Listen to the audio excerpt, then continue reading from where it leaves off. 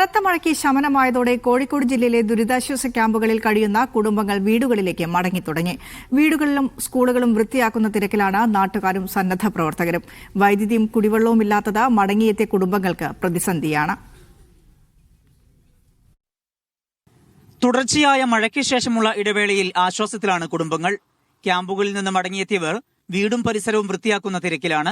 രാത്രി തന്നെ ഒരു സൂചന കിട്ടിയത് കൊണ്ട് കുറെ ഫർണിച്ചറും സാധനങ്ങളൊക്കെ എല്ലാം ഞങ്ങൾ ഫസ്റ്റ് ഫ്ലോറിലേക്ക് മാറ്റി. പിന്നെ വെളുക്കാറായപ്പോഴത്തേക്കും വെള്ളം കയറി തുടങ്ങി. ഞങ്ങൾ പിന്നെ ഇവിടുന്ന് ഒരു ഉച്ചയായപ്പോഴത്തേക്കും ഒട്ടും നിൽക്കാൻ പറ്റുന്നില്ല. അതുകൊണ്ട് ഞങ്ങൾ എന്തായാലും പോകേണ്ടി വന്നു. അവിടുന്ന് അവരെല്ലാവരും കൂടി വന്ന് ഞങ്ങൾ എല്ലാവരും കൂടി ഒന്നിച്ചിവിടെ ക്ലീൻ ചെയ്യുന്നു. ചെറുവറ്റ, പറമ്പിൽ, കോണാട്ട്, പൊയിൽത്താഴം, കണ്ണാടിക്കൽ, കക്കോടി മേഖലകളിൽ നാട്ടുകാരും വിവിധ സംഘടനകളും ശുചീകരണത്തിന് നേതൃത്വം നൽകി. നിലവിൽ ഗ്രാമപഞ്ചായത്തിനെ സംബന്ധിച്ചിടത്തോളം ഞങ്ങൾ വളരെ വിപുലമായിട്ടുള്ള പ്രവർത്തനങ്ങളാണ് നടത്തിവരുന്നത്. നേരത്തെ തന്നെ കുരോട്ടൂർ ഗ്രാമപഞ്ചായത്തിൽ സാധാരണയായി പ്രളയം ഉണ്ടാവുന്ന ഒരു സാഹചര്യം നിലവിലുണ്ട്. അതുകൊണ്ട് തന്നെ ഈ പ്രാവശ്യം ഞങ്ങൾ വളരെ നേരത്തെ എല്ലാ തരത്തിലും ഞങ്ങൾ സന്നദ്ധ സംഘടനകളെ, വളണ്ടിയേഴ്സിനൊക്കെ നമ്മൾ അറേഞ്ച് ചെയ്തിട്ടുണ്ടായിരുന്നു. അതോടൊപ്പം തന്നെ ഇപ്പോൾ നിലവിൽ കുടിവെള്ള വിതരണമാണ് നമ്മൾ നടത്തിക്കൊണ്ടിരിക്കുന്നത്.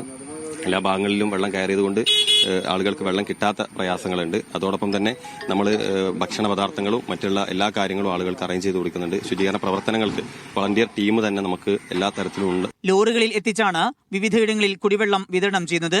വൈദ്യുതി ബന്ധം പുനഃസ്ഥാപിക്കാനുള്ള നടപടികൾ തുടരുകയാണ്. Sameer C Muhammad, media 1, Kozhikode.